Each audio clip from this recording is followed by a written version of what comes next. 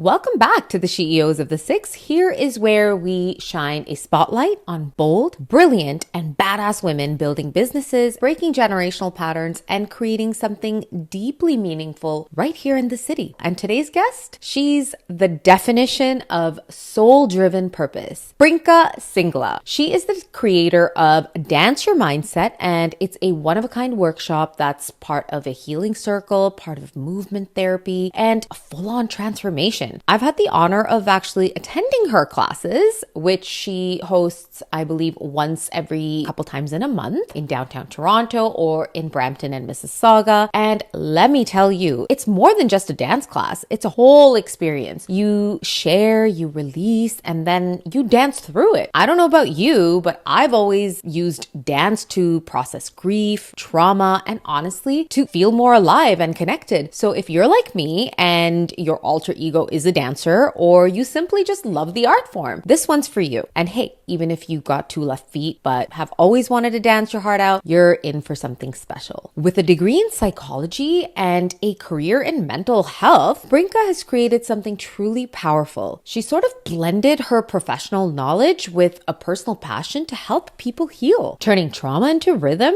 we can move through one beat at a time. So whether you felt stuck emotionally, or you've held things back that you can't quite figure out, or you're just curious about movement and mindset connection, this conversation is going to speak straight to your spirit. So let's get right into it. Welcome, Prinka. So nice to have you. I am very excited about this episode because dance means so much to me. I think that's something a lot of people don't know about me, but dance helped me work through a lot in my life.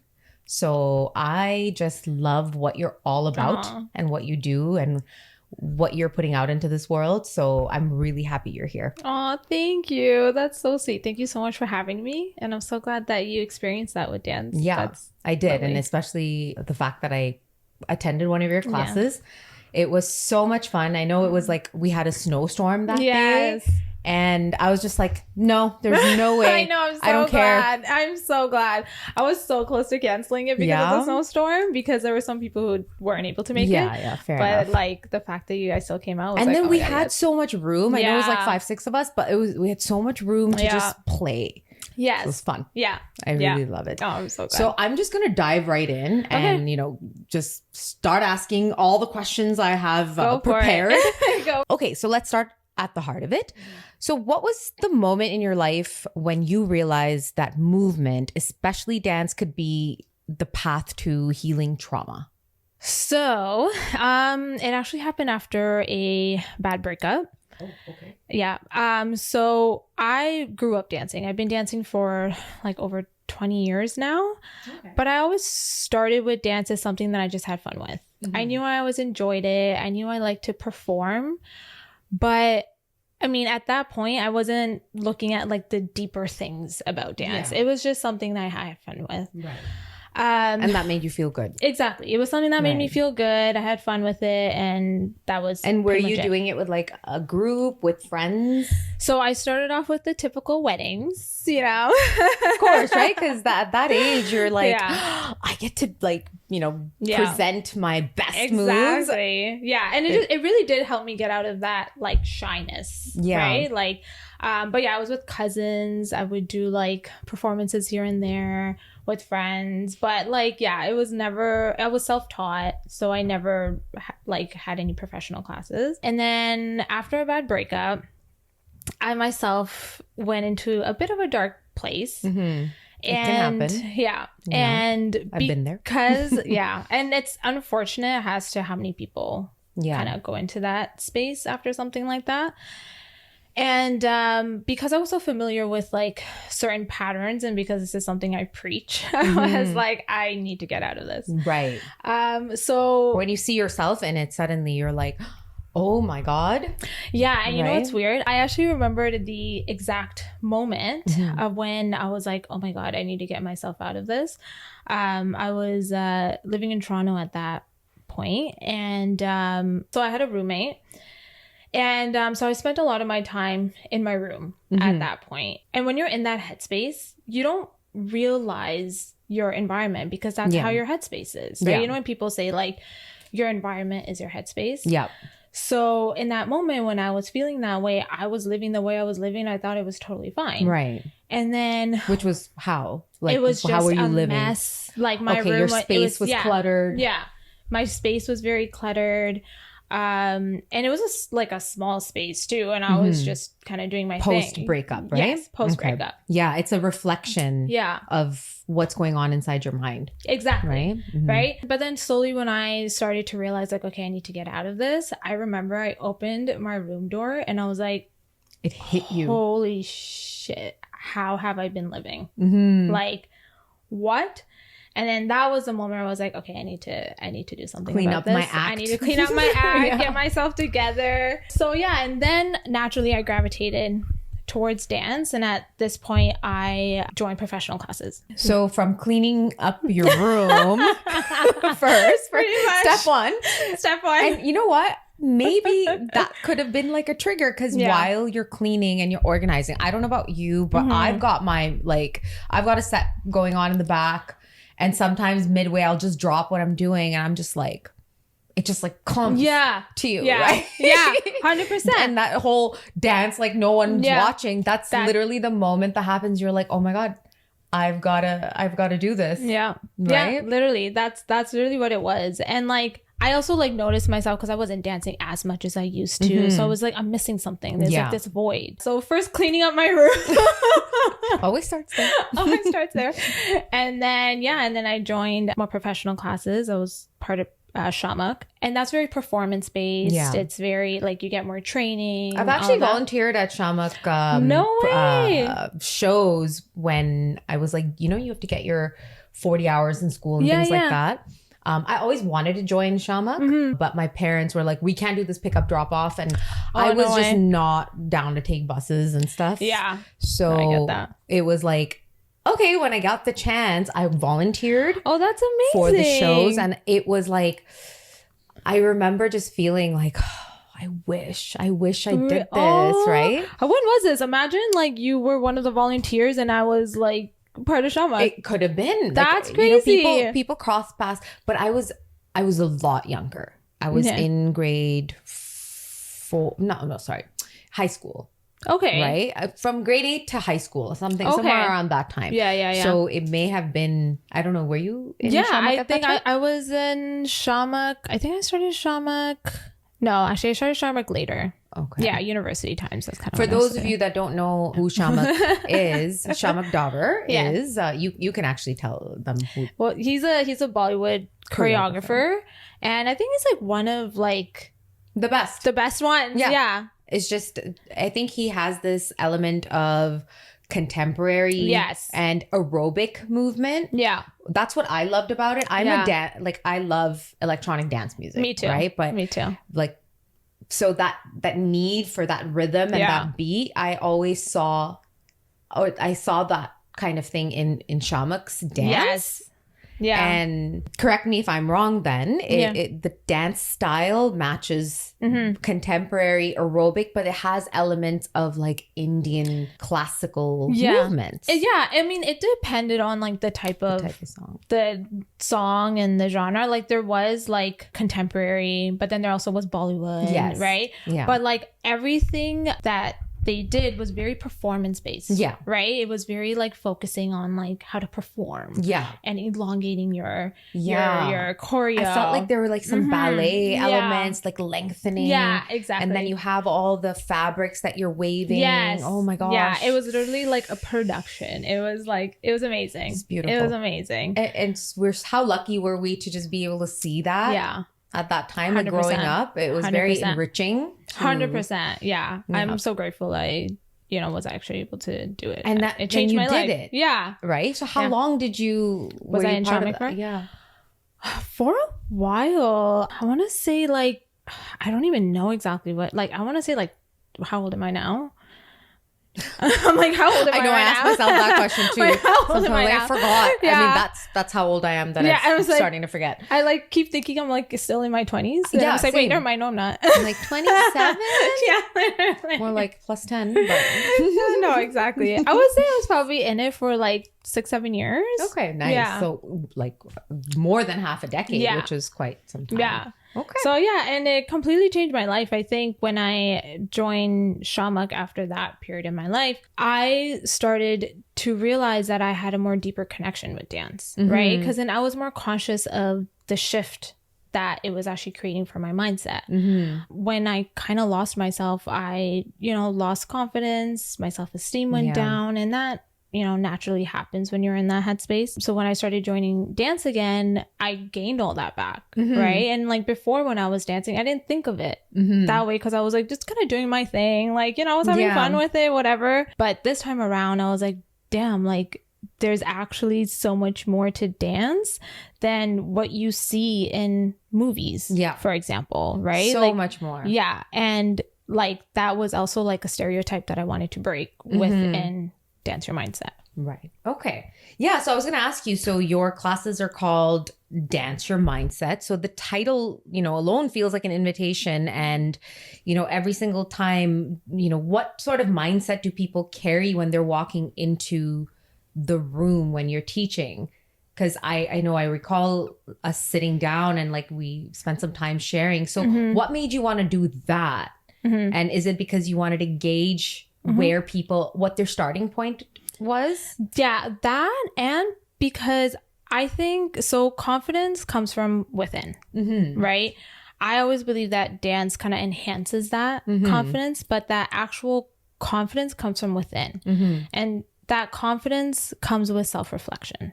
So is it to get a sense of where they're at when they're coming in, or do you want to just like assess their level of comfort in dance, or both? Yeah, definitely a bit of both, but also I feel like confidence comes from within, and dance is something that enhances that. And confidence first comes from self-reflection. I think also, for comfort as well, because I want people to feel like this is a safe space, right? And that's like the biggest thing for me, creating that safe space, creating that tone. Yeah. And also just making people realize that you're not alone. Yeah. Like people go through things. There are ups and downs in life, and that's part of life. Yeah.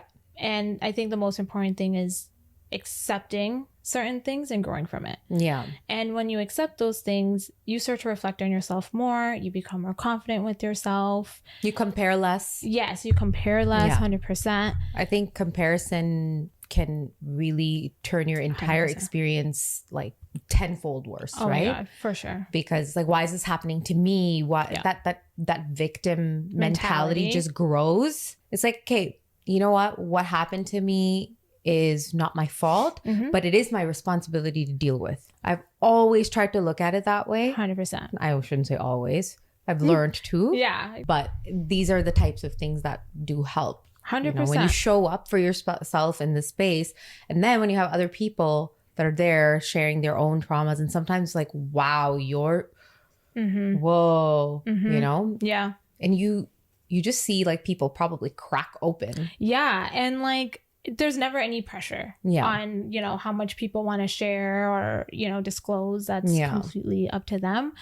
But like, I want to say majority of the time, like, everyone ends up sharing their experiences. Yeah. And that's what makes me feel like, okay, good. Like they feel like they have other people with them here. Yeah. This feels like a safe space.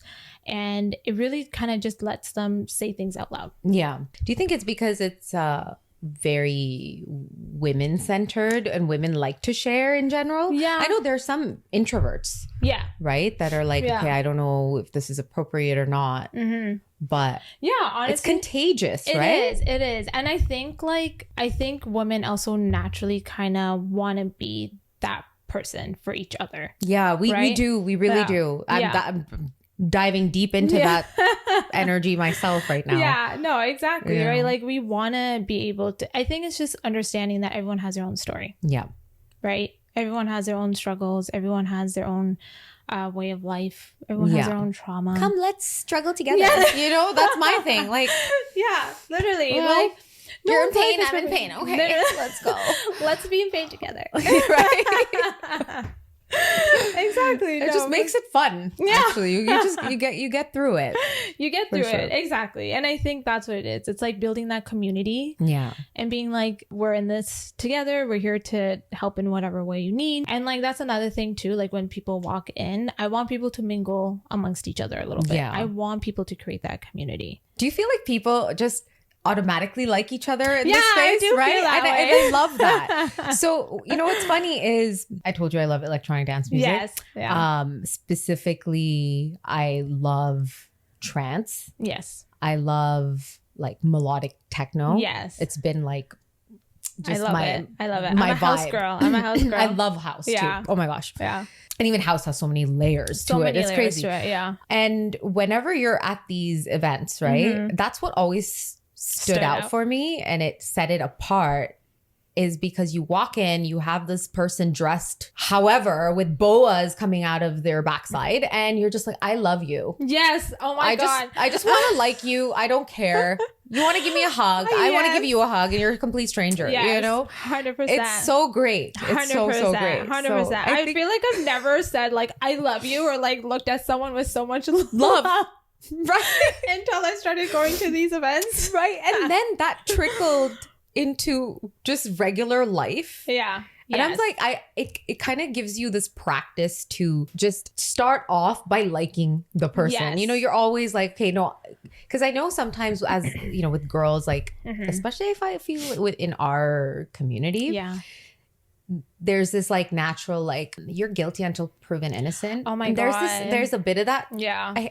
It's not everybody. It's not, but I know exactly what you mean. Right. But it is like a brown girl thing. 100%. Yeah. And so I always tried to break that. Me too. And this has enabled me to be that way. Dance, especially. So when I was at your workshop, it was like, okay, this is the same environment. Okay, cool. You know, I love it. Yeah, exactly. And a lot of like the girls who do come, they are brown in my workshops, right? Yeah. So it's really nice. It's really nice to and they're mentally prepared. Like, I'm here to dance. I'm here to make friends. I'm here open up and be transparent. Yeah. And it's of 100%. Course your energy. Like, thank you. I know you have a background in psychology. Can you tell me a little bit about that?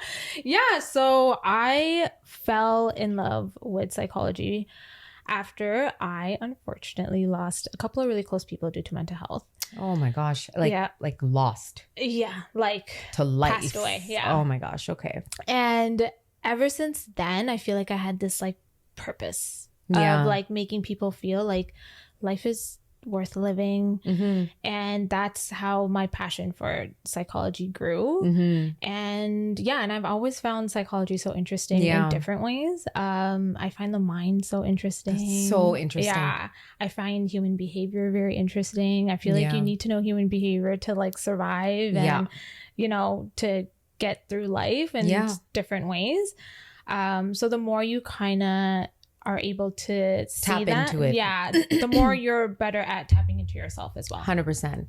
And the more you're able to call yourself out on certain patterns. Yes. And yes, exactly. I may not have a background in psychology, but I've always been interested in it. Yeah. I've always just for no reason picked up books to read. And I love it. And then as you're working with people, you automatically start to make those 100%. And connect those dots, right? Yeah. You know, as much as this word is dropped a lot these days, trauma. Yeah. And I know it's such a loaded word for someone who doesn't realize that they're holding this unprocessed trauma. What are the signs that something deep is still going on within them? Like, how would you ask them to identify that? Yeah. So, I mean, I think everyone's trauma is obviously very different. How people react to it is different. How people deal with it is different. Sometimes, you know, if your trauma has to do with like abandonment, for example, a lot of the times I kind of look at attachment theories. So if it's like abandonment, then like they might be anxiously attached. If it has to do with trust, they might be avoidant. A lot of it also has to do with self-doubt, imposter syndrome. Yeah. Oh, me too. Yeah. Me too. Right. Big one. Yeah. And so, you're constantly blaming yourself for things, your self-worth. And as much as it's important to take accountability on things, obviously, you know, you shouldn't be dwelling into that and self-talk. Like how you talk to yourself. 100%. Like you have to sort of, would you say trying to focus on that a lot, how you speak to yourself? Like if you've toppled something, what do you say to yourself at that point? Yeah, 100%. Like, you know, how you forgive yourself. Like those are kind of also signs, right? How that you are holding on. Exactly. And yeah, that's a big one for sure. And again, I think it's important to take that accountability and not avoiding certain things that you could work on, but making sure you're not putting yourself down. Right. Like not getting so stuck in it where you're just like constantly always just kind of. Do you feel sometimes people just don't know how to take accountability? It's like, how, okay. Yeah. Like you're just completely, you know, some 100%. people don't have that reflective I can't even button. And it took me a while to, like, I saw cases in my life. Oh, me too. And then I think after my 4th or 5th person, I was like, that's the pattern. They do not have that calculator inside. But they think they do sometimes. But they think they do. Oh, they're the first ones that think 100%. They do. That's so funny. Yeah, oh my gosh. Which is hard because then you start gaslighting yourself. Yes. Because then you're like, what if I'm like that? Yeah. Like, do I not? Yeah. You know, maybe I'm just like that. And I'm not like calculating this and I have this complete blind spot. Yeah. So no, it's true. Yeah. And like throughout my journey, I have definitely seen patterns of that. Yeah. It gets to a point, I think, when you have people like that where you're just kind of like, you do you. I always try if they're close to me. Yeah. I will always try to say, okay, this is something I'm identifying about you. Then the next thing is how you react to that 100%. information. 100%. If you're reacting defensively, and I will start off in the nicest possible way. I'm like, I don't want you to get defensive. The reason I'm going to be having this conversation with you is because I care about you. We all have blind spots. Yeah. I would like you to tell me what mine are because I will go cry in the corner for 5 minutes and then like reflect on what you're saying because there might be some truth to it and you're actually 100%. Doing me a favor. Yeah. Right? Yeah. But then when I don't see that reaction back, then I'm like, okay, so, you know, dance is usually seen as fun, expressive, very playful. So how do you guide people from pain into movement without, you know, re-triggering or overwhelming them? Because sometimes like if people are starting, they're carrying a lot. Like, have you ever had a situation where they've been triggered or they're just waterworks immediately? Yeah, I've had like situations where people do get emotional, but I think that's the type of space I'm creating. Yeah, right? And it's okay for that. Yeah. So I really try to set the tone, the foundation, just being like, it's okay to get emotional. Emotions aren't a bad thing. Yeah. There hasn't been a point where I feel like it's gotten too overwhelming for anyone. That's good. And again, like I do make it so like they don't have to share, you know, they can just keep the answers to themselves, like the reflections to themselves. So they don't have to share anything. But yeah, it's really about setting the tone from the get-go. Yeah. And just trying to be like, it's okay to be emotional, feel it, accept it, and we're going to grow from it. Yeah. And that's okay, you know? And that's why a lot of the times when it comes to the reflection questions, I get them to write it out. Yeah. Because, and sometimes people just kind of answer in the moment. And that's like totally fine. I know, and that's totally okay. I was like, hi, me first. Do you remember that? I love that though. Such a teacher's pet. I loved it. Me. Yeah. And I sat right in the center too. I loved it. I love teacher's pets. But like a lot of the time I do try to encourage people to write it because I encourage people to look back at their questions and their notes and like really just have some time to themselves and see if their answer would change. Right. Is it still the same? Would it change?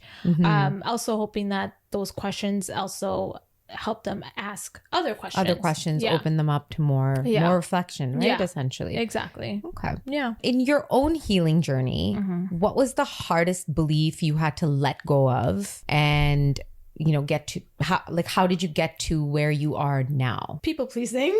That's a big one actually for a lot of us. Yeah. Yeah. I think growing up, and I don't know if I was doing this on a conscious level. I think that's just happens because we're taught that. Yeah. Like think again, it comes back to culture and all of that and growing up. But I naturally would think that I needed to earn my worth by people pleasing. Yeah. So I would literally drop everything and be there for that person. Yeah. And I'm all about being supportive and, you know, being there when anyone needs me, but I would lose myself. Yeah. It's always at the expense of yourself, right? And I think part of it is also because like, I think we see our moms do this a 100%. Lot. Yeah. I had to give my mom a lecture a few days ago. Yeah. I'm like, take up space. Yeah. Be a queen. Yeah. You know? Yeah. I'm sure maybe not everybody's okay with this, but you want it. 100%. For once, it's okay. Yeah. And everybody else can bend to that. I'm not saying make that your personality, but the fact that you've done so many sacrifices, whoever, like, no, take up space. Yeah. I think it was, we were at my in-laws' house for Eid, and you know, she's always so welcome there. They just adore her and they love her so much. But she does these types of things like, no, it's okay, I'll sit, you know, because there's one less chair at the table. It's okay, I'll sit there. I'm like, Mom. Yeah. Just sit. Right? Yeah. Just like stop excluding yourself because you want everybody else to sit comfortably. Like one of us will, it's okay. We can sacrifice it. It's not a big deal. It doesn't have to be you already. Yeah. That's exactly how my mom is too. Yeah. She will go above and beyond for other people. Yeah. And that's amazing. It's amazing. But at the same time, I'm like, Mom, like, can you just relax? Yeah. Like, just relax. You know, like when it comes to other people, she doesn't want to bother them. She doesn't inconvenience them. Yeah. And like, I get that. I'm the same way. I'm very much like, I'll do my own thing. I'm going to do my own thing. Like, I don't like inconveniencing anyone. Yeah. But my mom will literally go above and beyond. And I'm like, and yeah, like that's what I literally grew up seeing. Exactly. Again, I think it is a very cultural thing. And what tends to happen then is your cup is not filled. I know that's such a cliche statement. No, but it's true. But you're not filling your cup. There's your equation is imbalanced, right? Yeah. And then that translates into business. Yes. And I think 100%. A big purpose of this podcast is a lot of people that are starting out, you know, businesses, side hustles, whatever. That's kind of, this is what this is for. And I want them to know, like, you don't always have to people please just because you're in the beginning stages of yes, you have to perform. Yeah. You have to make some adjustments and exceptions, but not to the point where you're depleted, right? Because then you will continue, you will hate 100%. What you do. This will turn into, any other job that you're just like having to do because you have to do it. Exactly. 100%. Right? Yeah. Did you ever experience any of this type of thing in the beginning stages of your business? So I think because I think throughout my like mental health career, one thing I've learned is you can empathize for people deeply, but you don't have to carry that emotional load with you everywhere you go. It doesn't, you know, you don't realize that right away. I think when I first started my career in mental health, I did take things home. Right? Because like it gets heavy. There are times when it gets heavy. But I think throughout, you start to learn that you don't have to carry the whole load. Because then it starts to manifest into your body, especially if you're an empath. Like I'm training myself out of that like empathy, like the pain. Yeah.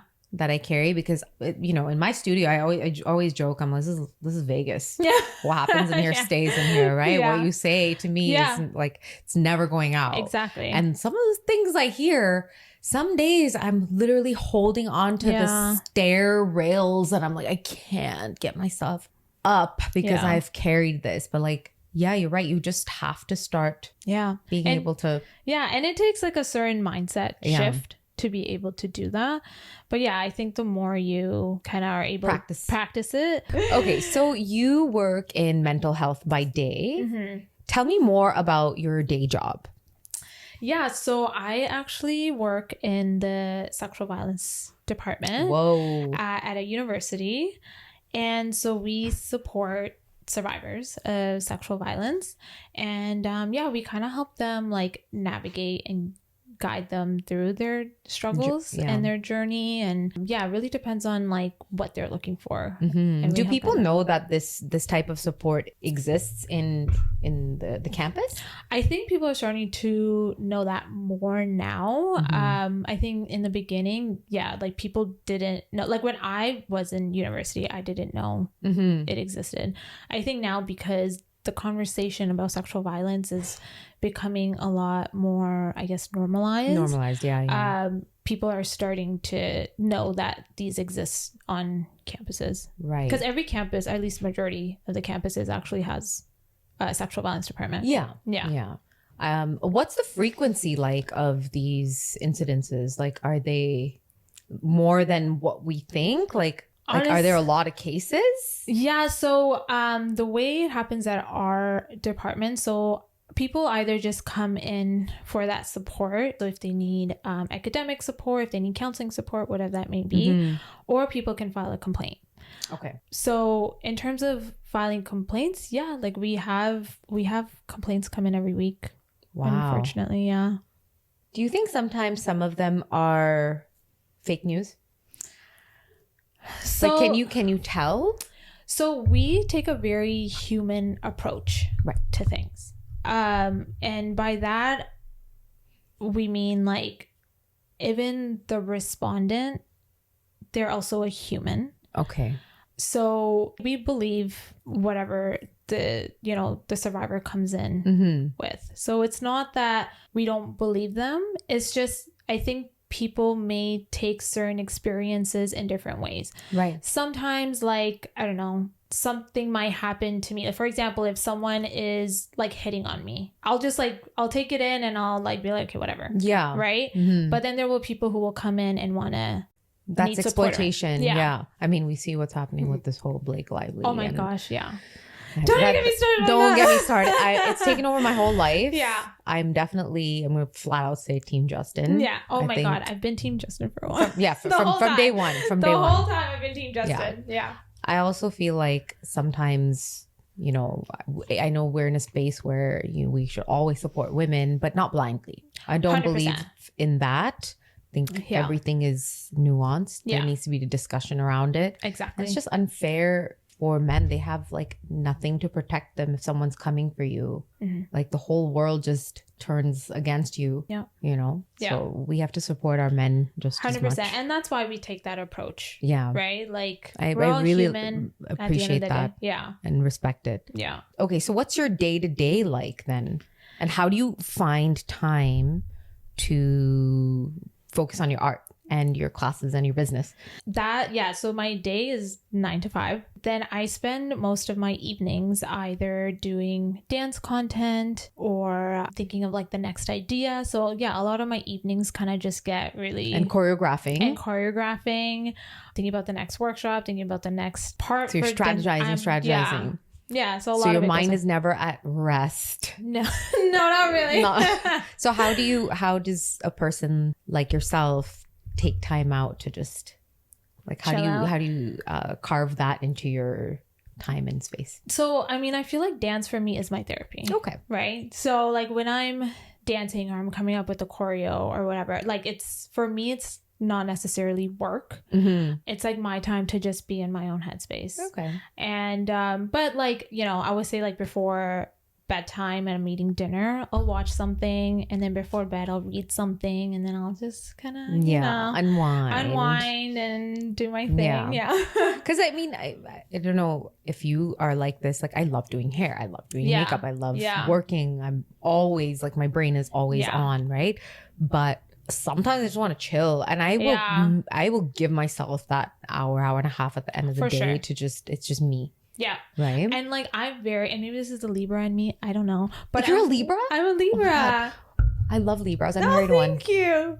I married one. Literally. And my mom's Libra. No way. Yeah. Oh, I think you've told me this before. Yeah. Yeah. Such balanced individuals. It's almost like to a fault sometimes. Like, can I like rock your balance? That's what I'm saying. So maybe it's like the Libra in me where I'm just like, no, I can manage, do juggle all everything. that. Yeah. Like, and I'm very like, I do like to keep my weekends to be with family, to be with friends.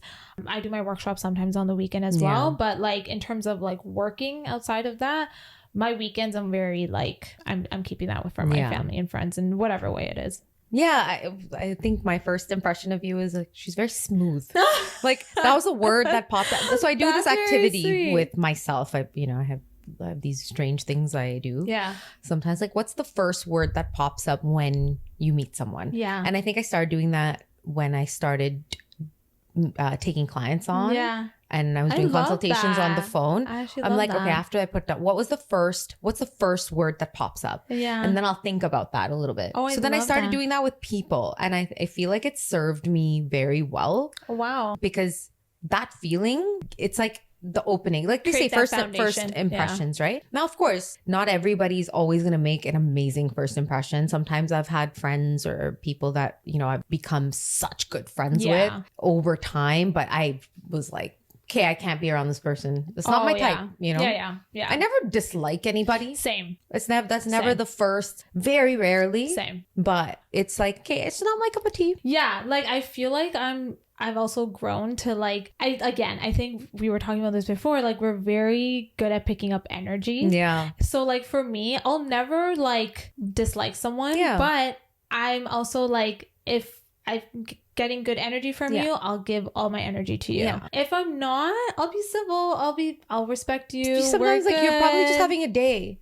Yeah. You may have had a fight with your parents or your partner or something must have happened where that drew all your insecurities and now you're here trying to project on me. Yeah, exactly. And I'll have that thought and be like, that's okay. I mean, that's what it is. Like you don't know what people are going through. You don't know. You never know. Yeah. Just kind of coming with kindness and forgiveness. Exactly. Until if it's happening frequently, then that's different. That's different. Yeah. There are some, very rarely, but some characters that I've met and I'm like, nope. Yeah. No way. Yeah. And then you're just like, I'm good. And I'm not even going to go out of my way to come and, no. Yeah. No. Yeah. That's what it is. This goes back to like the people pleasing. Yeah. I won't do it. I'm at a point where I'm just like, no, I'm not going to go out of my way to like try to get you to like me or whatever it may be. I'm like, I'm good. Like, I don't want to keep any mode of communication open. Exactly. I can see Same. the poison that runs through your veins. Yeah, right? Exactly. I'm like, I'm better to just have my distance from that. I'm good. Yeah,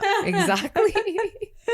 It's so true. Yeah. So for someone who's listening right now and who's carrying something heavy, sadly, like many of us, who doesn't know where to begin, like what would you say is like the first step? I know you've said like start taking accountability, but like I know I'm circling back to this. How does one learn to take accountability? Do you think it's something some people just naturally have the inclination of doing, or do you work on that muscle?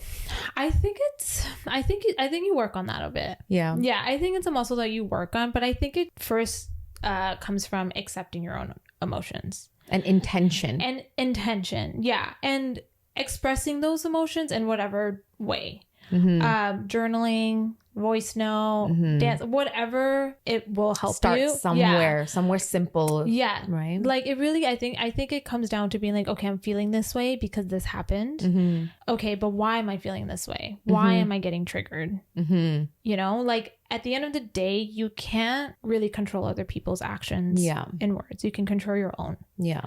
And that comes down to, why did I react this way? Why did I say these things? Right. And that it stems from somewhere. Yeah, it does. 100%. I was going to say, if they want to start somewhere, just take one of your classes. Oh yeah. Or that, come to Dance Your Mindset. Just start there. I actually, that is a very good starting point. Thank you. The way you sit down and then we're all kind of reflecting. Yeah. I could see someone who might be just completely clueless be like, okay, I'm kind of forced to answer some of these questions. And I hope that's what people get from it, right? Like that is definitely one of the goals. Like I think the first thing that probably attracts them is like, oh, dance. You know, like, oh yeah, I used to dance. I like dancing. That's cool. Let's see what this is about. Does each of your classes have a specific theme? Like is one, let's say Bollywood, one is more hip hop, one is more, or do you mix it up? I kind of mix it up. It has a theme in terms of like the reflection. So each like class will have like a topic, and based on those and on that topic, there'll be certain reflection questions that I'll come up with. And then that's how you kind of pick the song as well. So like I try to keep most of my choreos very empowering, you know? So like I try to open moves. Open movements, empowering. I want people to look at themselves in the mirror and be like, oh shit, like I just did that, you know? Like I try to keep my choreos beginner level, but also kind of giving you that energy of like, oh shit, like I have confidence. So a lot of the times I will do like Bolly Femme or Bolly Sass or like hip hop. What would you say was the class that I attended last? That one I would say was like Bolly Femme. Okay. Or maybe like Bollywood Fusion or yeah. All right. Yeah. It's funny. Whenever I love freestyle dancing and it just comes. But when it's a choreographed setting, I'm just focused and, you know, my movements will be very micro until I memorize it. And sadly, I take time to memorize. That's okay. And it's okay. And I'm like, that's fine. But once you get into that downloaded into my brain, that is it. So, you did so good, by the way. Oh, like I know you came in being like, I don't really like dance much, or I used to dance a lot. I think you're mistaking me for my friend. I was there, but she was just like, yeah. Or you were saying it takes time for you to learn it. It takes me time for me to learn, but I don't mind. It's fine. That's part of the process, right? And the journey. I just love like the hormones and, you know, all the serotonin and the dopamine and all of it that's like pumping in your body after. You know, it's a good workout. It's the best kind of workout. Oh, I know. Yeah, right? For sure. For your body and your mind. For your body and your mind. That was my original workout. Actually, I think that's how I lost all my baby fat. Oh, wow. Growing up. Yeah. So I think it was up until grade 5. Yes. I was just like, that's like so hard to, I can't even envision that. I don't even think I have pictures anymore. Maybe my mom does. I'll ask her. Yeah. But what happened? No, sorry. It was until grade 6. From grade 6 to 7, that summer in between, we had weddings in the family. Not even my family. It was like my best friend's side, neighbor's family. Yeah. It's like, chalo dance kar lete. You know, so we were making up dances. We would just get together in my basement, my best friend and I, and choreograph for no reason. Yeah. Right? And then it'd be like lunches at school. We would just practice on the back. So we were always just dancing. And I think during that summer, I had this like major glow up. I suddenly shed all the weight because of dancing, and then everything turned curvy. Right. That's amazing. When I got back to grade 7, no one could recognize me. They're like, who's that? That happened to me too. I hate to admit this, but everybody in my family is overweight. Not my mom anymore. My mom lost all her weight, and, you know, she had a major glow up after her divorce. Good for her. Right? She's just like hoity-toity auntie. I call her that. I love that. I love it. And she's just living her best life. But everybody had they were, you know, they were struggling with weight, and especially my brother. God bless his soul. Yeah. So I was the only one that ended up going through this, and I think I have to give dancing and my physical activity all the credit. So that sort of trained me into having this, like, I don't want to call it athletic mindset, but for the lack of a better word, right? Yeah. That like mindset, a go kind of mindset. Yeah, just movement, and movement became easier. Yes. Right? You're flowing all the time, and so I really like dance is very, very close to my heart for this reason. And then I dated somebody in, I think it was end of high school, who basically just shut me down entirely. Like the control, every move I made was like, why are you doing this? Why are you and dance was wiped out of my life. Oh my gosh, I'm so sorry. Right? That It was so wiped out because I was not allowed. And what craziness is that, right? I mean, you're young and you don't know. Yeah. You just think that you're supposed to obey. No, I get that. Yeah. Right? Yeah. And then after that breakup, there was another, the many frogs that didn't turn into princes. Not many. I would say three major ones. That's hard though. I mean, like, like having just one person do that is hard. And, unfortunately having that being a pattern, of course, it's gonna weigh you down. I'm so sorry that happened. That's okay. It toughened me up. It really made me realize what kind of a pattern I'm falling into and what it's requiring me to give up. So when that phase ended for a little while where I was like, oh my God, I'm free from this. Yes. Then I found dance again. Do you remember your moment? I remember my moment 100% when I got back. So now I'm finally in my early 20s. I'm just out of school of now coming into my adult life. Yeah. And I wasn't much of a partier at all. I hated clubbing, this and that. But my best friend took me to a Dead concert at the government. And it changed my life. Yeah. And I was like, oh my God, oh my God, it's back. And I was obsessed with Dead for the longest time. Yeah, and everyone went through their Dead phase. Everybody did. Sure. Yeah. And then the love for this music just evolved over the years, and I never let it go. So now fast forward to when I met my husband. I met him at a music festival. It was it was actually at Wildwater Kingdom, and they did local techno DJs. And they were so good. I love events like that.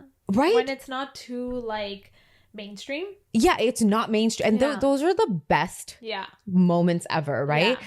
You're just there dressed just casually. I remember having bubble guns with me because it's Wildwater Kingdom, so right? Cool. One year we did a Hawaiian theme. Yeah. We were just wearing our little, I had a whole group of friends where it was just so fun, and we are all on board with it. We're just shooting everybody with bubble guns. I love it. And just dancing with strangers. And I'm when do we get to do this? And nobody is creepy. I know. I've noticed that. I noticed that with these events. No one's creepy like what you see in clubs. No. Yeah. The only creepy person anywhere that came close to creepy was my husband. I'm totally kidding. And that's how I fell in love with him. No, actually, right? So it was so crowded in the space that we were in. I think I was all the way up. I ditched my group. Yeah. And everyone's just squeezing to find space. And now there's this person who's had to hold on to my back just so he doesn't fall on me. Oh my God. And so I'm who's touching my back? Yeah. Right? Yeah. At first I'm who's this creep? Right? And then I turn back, I'm why'd you stop? He's keep going. Why'd you stop touching my back? Right? Continue touching my back. It was really funny. It was that was not what he expected. That's so cute. I love that. And then we're hi, I'm and then we're want to go for a walk? And that was it. We went around the park. We were talking. I was oh my God, do you love this music? And do you love this scene? Oh my God, I love it too.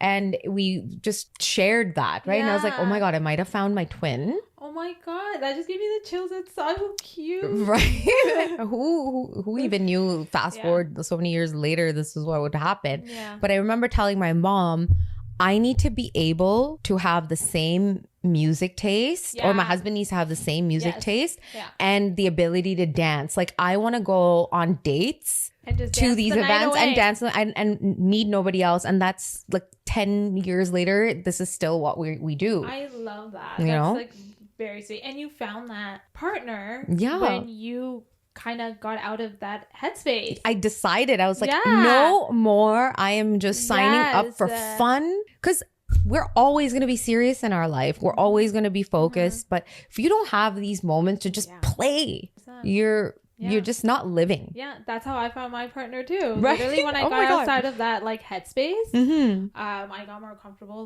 going back into the dating world. Yeah. And the dating world.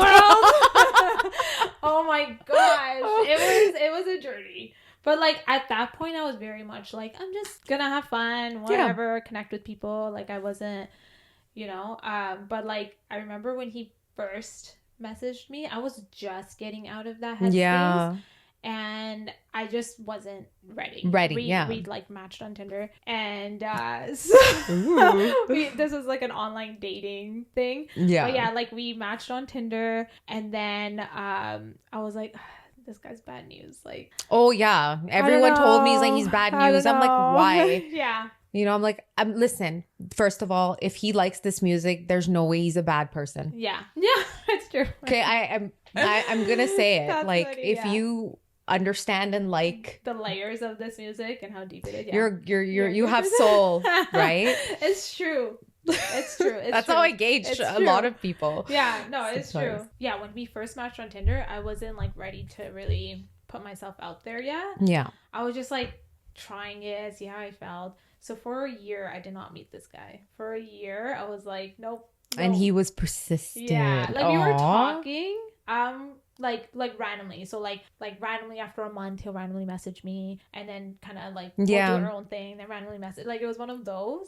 And then after a year, I was in a better like headspace at that point. I was dating other people, and then I went on Hinge, and we matched again.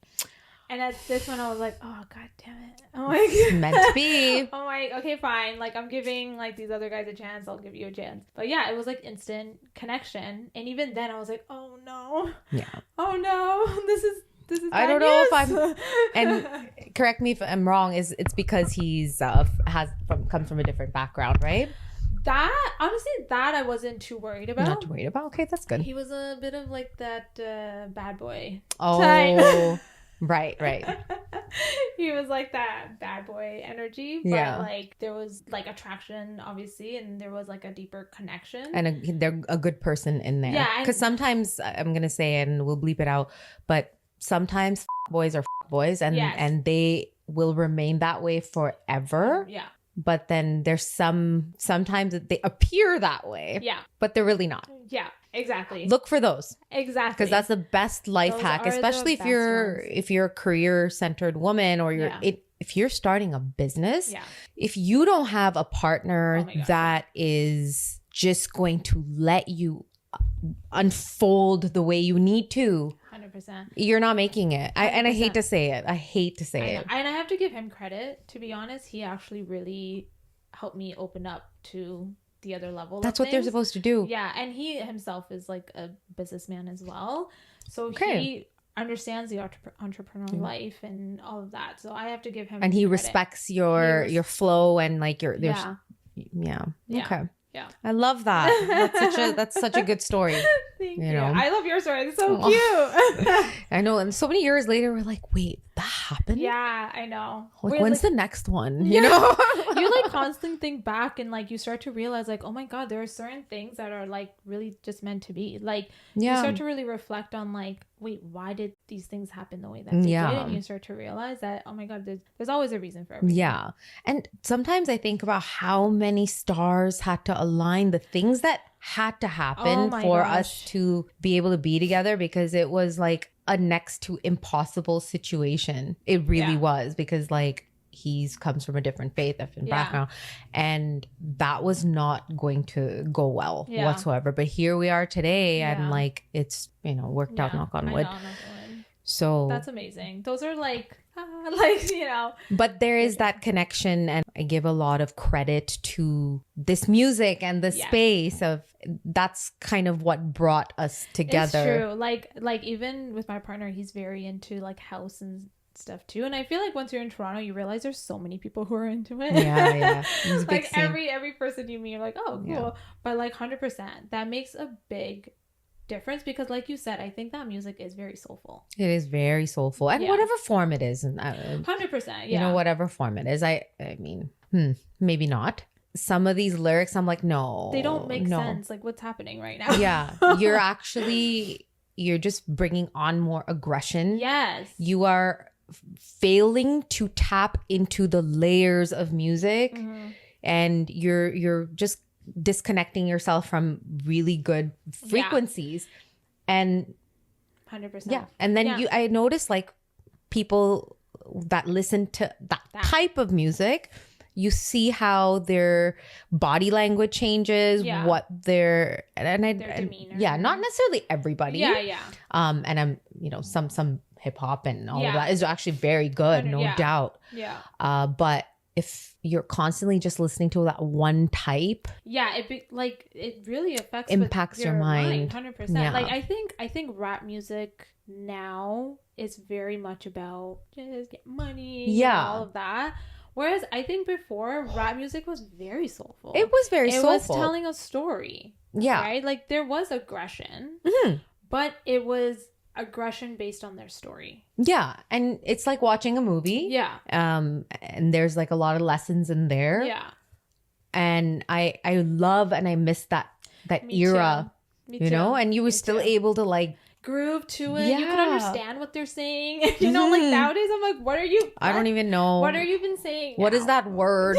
I have a few. Like, is this an age thing? I'm like, I don't know what's happening, but I keep a few younger friends for this reason. I'm like, so can you explain to me what this song means? Yeah, I'm at that point in my life now. Yeah, but I remember being that person for someone else. Right? Yeah, like God, just such a dinosaur. Sure. Yeah, same. I know. So funny. Gosh, times have changed. Times have. Some people think trauma should only be processed in a clinical therapy setting. What do you say to those who don't believe in like alternative healing methods like yours? So I think clinical therapy is very valuable. And in no way am I saying that, dance your mindset or anything should replace that. I think people heal in different ways. And sometimes that's clinically through talk therapy. Sometimes that's through meds. Sometimes that's through movement. Or psychedelics. Yeah, psychedelics, honestly. Yes. I'm completely for it if it's done in a proper clinical setting, or there are specialists that know how to administer it. Yeah. And kind of guide your... Yeah. To like help you get into a certain state of mind. Yeah. Yeah. Exactly. But we'll have another episode for that. I know. Like we have a whole new episode on that. Literally. But in no way am I saying that this would replace that. But I think it does complement. Absolutely. It starts somewhere. Yeah. Right? Yeah. This, and then there's like yoga. I think just movement is therapy. Yeah, exactly. Like, think about it. Like, we literally all grew up with movement. Since you're a baby, you learn everything through movement. Babies are imitating you through movement. Yeah. That's the first thing we learn. Yeah. Right. And I think the lack of movement is what's killing us today. Yeah. Right? The 9-to-5ers that are always just sitting for so many hours. Like, what kind of mobility are you bringing into your body? And dance is such an easy way. Like, I follow a lot of mobility trainers and we try to incorporate a lot of that. I'm actually I studied I did my yoga teacher training that's just amazing. To learn. I didn't know that. So some time ago, just to learn like movement. Have you ever done sessions yourself? No, I'm not a yoga teacher. I recognize that. I just wanted to learn and go deep into it. That's amazing. To me, yoga always felt like a dance. Yeah. I always felt had this like energy of Shiva come into me. I love that. I guess because there's like a flow, right? Once you get the flow of it, it's very one step to the other, to the other. It becomes like this. Yeah. It's a dance completely. Yeah. And then maybe because my mom put me in Bharatanatyam growing up. I love that. That's one thing I've like actually never experienced Bharatanatyam, but like I think it's beautiful. It's beautiful. I would have liked Kathak more, to be honest. Why is that? I find I like the art form a little more when I see it. Oh, okay. But I think with Bharatanatyam, it really helped me with my motor skills. A lot. So I actually don't know the difference much between the two. So it's a lot has to do with like you're carrying a lot of the movement in your hip. Okay. And your feet. So it's like with Bharatanatyam, okay. Yeah. Okay. Like you're bent. Yeah. Your feet are always widened, and then you're like tapping. Oh, okay. It's a lot of that, right? Yeah, I've seen that, with Kathak, you're still elongated. Okay. At least that's how I see it. Yeah. Maybe I could be wrong, but either way, I'm thankful for it. Yeah. That could have just been what made the difference in my life. That's what unlocked, because, I don't mean to go into a sad story, but with my brother, the situation was there was a lack of movement. There was a weight issue, and he neglected his back. He always had a back problem, right? And then over time, what happened was, I think that there was so much pressure on the back that it was actually over the time twisting. Oh, shoot. And I don't know what the soft tissue is called, ligaments or whatever. I'm not a science person at all, but that had calcified. Oh, wow. And so one day it just completely, right? So he had to be rushed into emergency spinal surgery. Yeah. And for years, I did everything in my power to try and tell him, you need to try to move more. Yeah. You've got to start like really just shedding a little bit of, change your lifestyle. And this will change your entire life. And coming back to the mental health, the trauma, all of that was stored in his body, right? So it's funny. It's two children, very similar experiences. And maybe because I had movement and I got addicted to it. Definitely does help. It took me one way, and it gave me the ability to deal with things differently. Yeah. But with him, I always saw, I could see his mental state. Just kind of down. And that's the thing with trauma, right? Like it gets stored in your body in so many different ways. Yeah. He loved to be all macho and, he was very, very intelligent, but like that's what took him out. I know, right? So it's funny because while all this was happening or throughout the years, I'm like, this is going to be the thing. Like I had this feeling in the back of my mind and I tried my best and that's all I could do. Yeah, exactly. May his, soul rest in peace. I really think he might be in a much better place. Yeah. Because sometimes maybe he just didn't know how to navigate through it. But that's the purpose of having this type of space and being able to talk about all these things, like encourage more people to do it so that, you can make your improvements. Yeah. No, 100%. Like, I don't think people realize how important movement actually is. Like, I think people look at movement as something like, oh, I need to get fit. Yeah. Like, that's very important. But that's a natural side effect. Yeah. But movement is so much deeper than that. It really is. It really just does affect your whole, like your mind, your body, your soul in so many different ways. So many ways. Even something as simple as, like I love walking. Yeah. And I just recently realized that, right? Yeah. At first I used to be like, if you're going to the gym and you're just walking, you're not really exercising. But then I started seeing the benefits of like incline walking. Yeah. And then I started doing the 4, 12, 30 method. And then that became, I increased my speed. I'm like, it's pretty much, I'm like running at this point, right? On like the highest incline possible for 30 minutes. And I'm just like dancing. Yeah, that's what's happening because I have my like hard techno going on, and I'm just like you're moving to the beat. So, are you into running? Like, are you a runner? So I have just recently started. Okay. And some days I do, some days I don't. What I find with running, I get that runner's high. Now. Yeah. I love it, and it's because it's the dancing in my mind gets me there. But what I find is I burn through muscle way too fast, and running makes me so hungry, so I don't do it every day. For sure. But I'll like alternate it, or I'll do only like, maybe I'll run only for like 10 minutes at a time, because I work too hard to build the muscle. I know, that's where I'm at. Like, to be honest, when I go to the gym, I actually don't do a lot of cardio, because at this point I'm just like, I'm just trying to build muscle, and I'm dancing like 2-3 times a week. and that's where if you do want to incorporate the kind of cardio that doesn't burn through so much muscle, is like your zone 2 cardio, right? Where your heart rate is 60% of your peak heart rate. Okay. So that's where you burn through fat, apparently. Yeah. And that's what you'll get through if you're walking at a fast pace and you're able to comfortably talk. So if you wear like a fitness watch or a tracker, that will help you calculate that. Yeah. And that will also help you improve your VO2 max, which is like your cardio, like how much your body can push. Yeah. Okay. Zone 2 cardio. Need a lesson on that. Oh my God. Honestly, I learned all this through YouTube myself.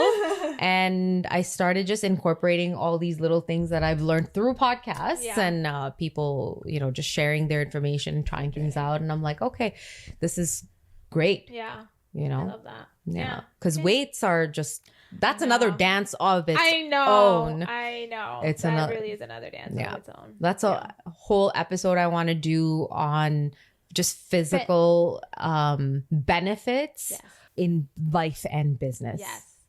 Right? If you don't do it, you're missing out on. Oh my God. I can't even, I want to ingrain that in people. into people. Just move. Just move. But dance is the place to start because everybody can dance. And I learned that from you. Everybody can dance. Everybody can literally. I don't care what people say when they come in, or anyone who's afraid to, try dancing. Yep.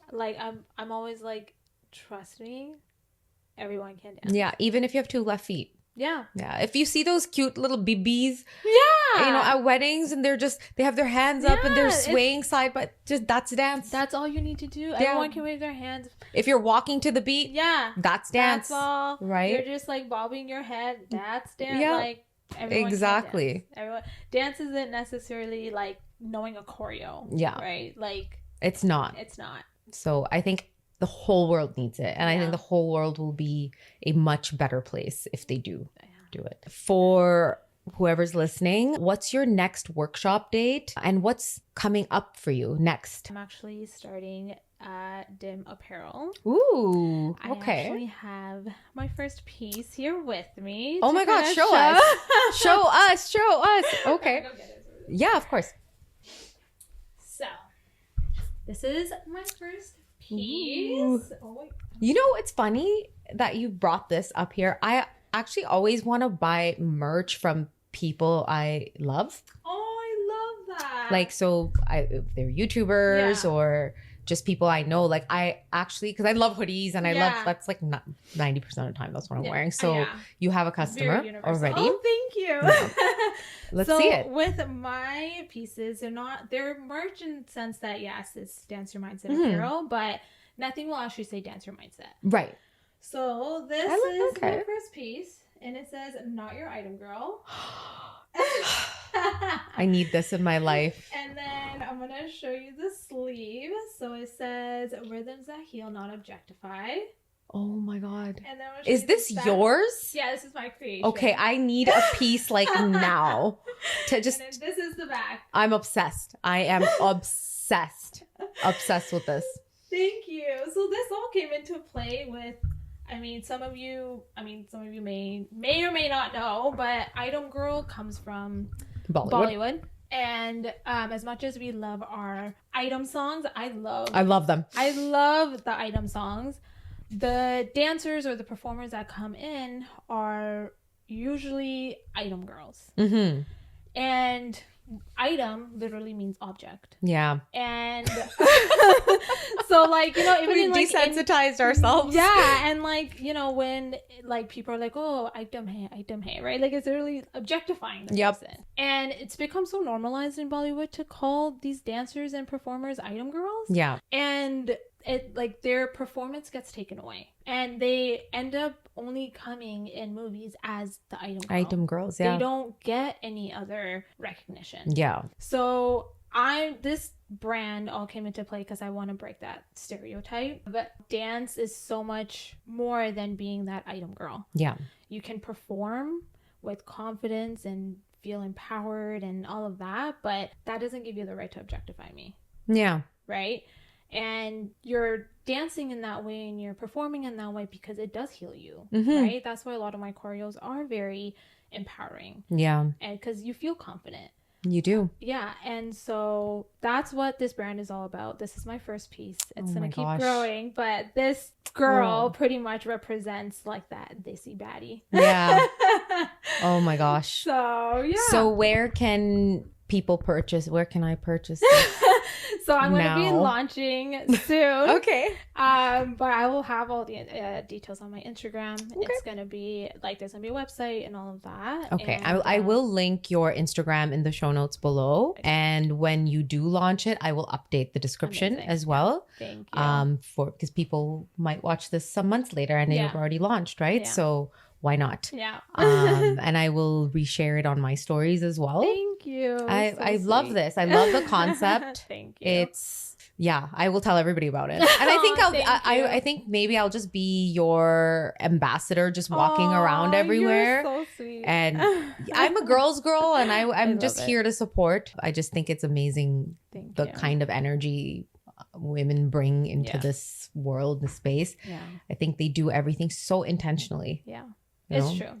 That's amazing. April 19th is your class. Yeah. What time? 1 to 3. 1 to 3. Yeah. Perfect. Okay. Yeah. I'm going to check my calendar as well. Mm-hmm. Because I did say I want to attend the next one. So you're going to have a sign up. And once again, thank you so much. I can't wait to have you back. Wow. Just take a deep breath and let that land. Prinka's work is such a beautiful reminder that healing doesn't have to be quiet, still, or serious all the time. Sometimes it's loud and full of rhythm and happening in a room where we're holding each other through it with music, with movement, and connection leading the way. If this episode spoke to you in any way, please like, comment, and subscribe. It truly helps amplify powerful stories and it gets more eyes on the women that are doing this amazing work right now. And because this platform isn't just about the after, it's about the now. It's about creating visibility and community in the middle of the grind. When women are still building, they're still figuring it out and still showing up with those shaky hands but big hearts. That's when they need the most support. So to every woman out there craving her own lane, breaking cycles, and dancing her way through all the mess, I see you, we see you, and this is the space for you. So until next time, keep going, keep growing, and remember, you're not alone in the becoming. See you in the next one.